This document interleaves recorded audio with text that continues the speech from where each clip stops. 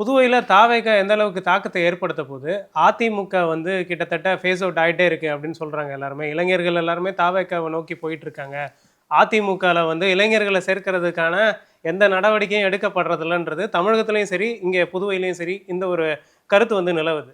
இப்ப ஆம். அதிமுக எந்த அளவுக்கு ஸ்ட்ராங்கா இளைஞர்கள கொண்டு வர்றதுக்கு முயற்சி எடுத்துக்கிட்டு இருக்கீங்க? அப்படி இல்ல. இப்போ திராவிட முன்னேற்ற கழகம் தன்னுடைய ஆட்சி அதிகாரத்த பயன்படுத்தி, அவங்க குடுக்க வேண்டியத குடுத்து ஒரு கூட்டணி அமைச்சுக்கிறாங்க. அதிமுக நாங்க எதிர்க்கட்சியா தான் இருக்கிறோம். இருந்தாலும் பல்வேறு தேசிய கட்சிகள், பல்வேறு அரசியல் கட்சிகள், மக்கள் நலன் சார்ந்த கட்சிகள் எல்லாரும் வந்து அதிமுக தலைமையை ஏற்று தான் இன்னொரு கூட்டணிக்கு வராங்க. அப்ப அதிமுக வந்து வளர்ச்சி அடையாம இல்ல, வளர்ந்து இருக்குது. விஜய் போன்ற நபர்கள் வந்து சினிமா நடிகர்கள் அவங்க வராங்க. ஒரு ஒரு சின்ன தாக்கம் இருக்க தான் செய்யும். அவங்க அவர பார்க்கணும்னு நினைப்பாங்க, போகணும்னு நினைப்பாங்க. இப்போ அவரு இங்க கூட புதுச்சேரி மாநிலத்துக்கு வந்தாரு. நான் கூட சொன்னேன், "அவருடைய பேச்சுல இது இல்லையே" அப்படின்னு சொன்னேன். அவர் இன்னும் கொஞ்சம் நல்லா புதுச்சேரி மாநிலத்த உணர்ந்து பேசியிருக்கணுமேன்னு சொன்னேன். அவரு சரி வந்தாரு. அவர் ஏன்னா அங்க தமிழ்நாட்டுல வந்து அவருக்கு வந்து பொதுக்கூட்டம் நடத்துறதுக்கு பெர்மிஷன் இல்ல. ஏன்னா அங்க வந்து அடக்குமுறை ஆட்சி தானே நடக்குது. ஆனா இங்க கேட்ட உடனே நாங்க குடுத்தோம். இங்க குடுத்தோம். அப்ப அவரு வந்து பேசிட்டு தான் போனாரு. இப்ப கூட அவரு டெல்லிக்குலாம் போயின்னு வராரு. இந்த 41 பேரு மர்டர் நடந்தது. 41 பேர் இறந்துட்டாங்க இல்லையா? அது சம்மந்தமான விசாரணைக்கெல்லாம் கூட போயின்னு வராரு.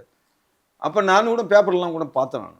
இந்த அவரு போம்போது, டெல்லில வந்து அவருக்கு உரிய பாதுகாப்பு இருக்குதா? அவரு வராருன்னா, அவருக்கு ஏதாவது பிரச்சனை வருமா? அது வருமா? அப்படி இப்படின்னு சொல்லிட்டு ஒரு 2 நாள் ஃபுல்லாவே அவர் ஆய்வு செஞ்சு தான் அவர வர சொன்னாங்க. அந்த பாதுகாப்ப உறுதி செஞ்சுன்னு தான் போனாரு அவரு. தன்னுடைய பாதுகாப்ப உறுதி செஞ்சுன்னு இங்கேருந்து டெல்லிக்கு போறவரு, ஏன் அவருடைய பொதுக்கூட்டத்துக்கு பொதுமக்கள் வராங்க இல்லைங்களா? அந்த மக்களுடைய பாதுகாப்ப உறுதி செஞ்சுன்னு வந்திருக்கலாமே, நடந்திருக்கலாமே. சரி, இப்ப இந்த பிரச்சனை நடந்தது நீங்க ஏன் விஜய் மேல கேஸ் போடல அப்ப திமுக? விசாரணை குழு அமைச்சிருந்தாங்க. விசாரணை நீதிபதி இல்ல போய் யார் பேர்ல கேஸ் பார்த்திருந்தாங்க. போட்டாங்கல்ல? அருணா ஜெகதீசன் யார் அவர்கள் பேர்ல கேஸ் போயிருந்தாங்க. போட்டீங்கல்ல? இந்த கட்சியினுடைய பொதுச் செயலாளரு, அப்புறம் யாராவது பிரச்சார அவங்கவங்க ஒரு கைது 4, 5 செஞ்சு நடவடிக்கை எடுத்திருந்தாங்க. போட்டாங்களே. விசாரணை போயிட்டு ஏன் கைது இருந்தது. செய்யல?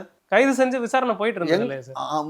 இந்த கவர்மெண்ட் அவங்கள ஏன் கைது செய்யலன்னு கேட்டேன். திமுக கவர்மெண்ட். அதற்கப்புறம் சிபிஐ டேக் ஓவர் பண்ணிட்டாங்கல்ல இல்லைங்களே. இந்த இல்ல, வழக்கு. இல்ல, இல்ல, இல்ல. இந்த அவங்க வழக்கு விசாரணை இல்ல, இல்ல, அவங்க இல்ல. தானே நடத்திட்டு இல்ல, இருக்காங்க. இல்ல. சிபிஐ விசாரணைக்கு சுப்ரீம் கோர்ட் உத்தரவிடறதுக்கு முன்னாடி வரைக்கும் அவங்கள வந்து அவங்க தேடப்படும் குற்றவாளியா இருந்தாங்க.